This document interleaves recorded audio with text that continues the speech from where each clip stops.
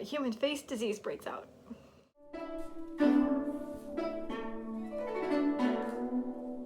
He recalled something else and asked, where's that child? Yeah. Which one? Oh, that little soldier. We were rushing you to the Guoxi that day. No one cared for him, so he probably went back to his troops. I think he's got really good potential with the saber.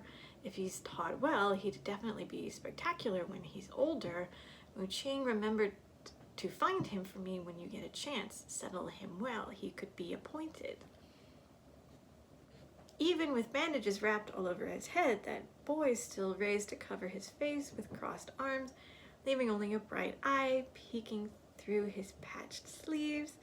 He stammered, Your Highness, I didn't mean to. Xianxia pointed at him. You're from that night. He's much more than that.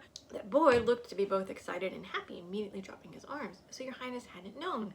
I thought, oh, why did you think I would know? Also, what had you thought? That boy made a giant step towards him, but before he could speak, just then from the martial deity avenue came a loud, horrified scream. Xianxia also saw it. This man had two faces. A few days ago, some bumps appeared on my chest. 3 big ones and 2 small ones.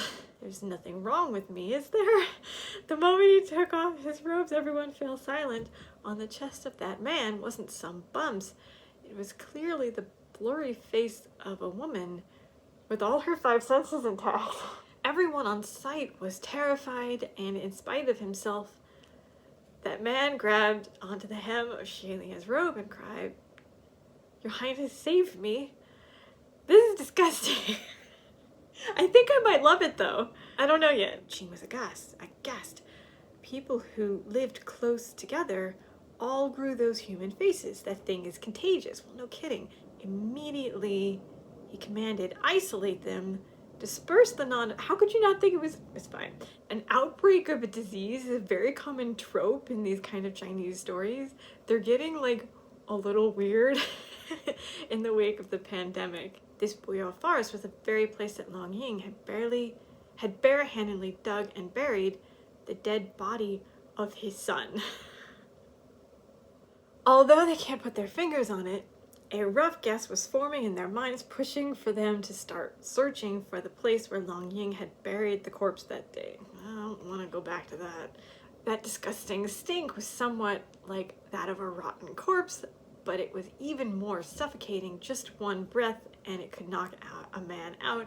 Others smelt it too and started backing away, covering their noses and fanning what's over there. What's going on is worse than a 10-year-old pickle jar.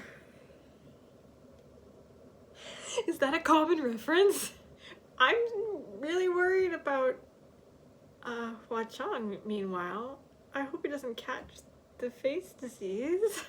A small black thing was dug out. It seemed to be squirming. No one would be able to tell that this gigantic corpse was once a small, emaciated child. The urge to vomit rolled up in his throat.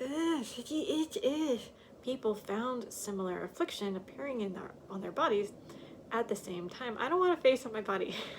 Upon closer look, wasn't he the passerby who gave him an umbrella on the rainy day he learned Shanle was short on water? He's connected to his fate. You have to save him. How many is this now? The 4th or 5th, I think. On the stretcher was a patient who died in Buyao Forest. Please don't let Hua Chong be among any of these people. Women, children, teens, seniors, and young men who are similar in build. That means Hua Chong might be in trouble. Only the weak get infected? What about Hua Chong?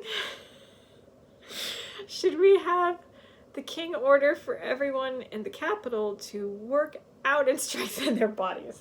MXTX author notes, the corpse of Longying's son is probably like a bloated cadaver. But because it's kind of gross, I won't describe it. You described it enough. Just imagine it. You described it enough. Thanks for watching. Remember to like and subscribe if you liked the video, and I'll see you in the next video, beautiful nerds.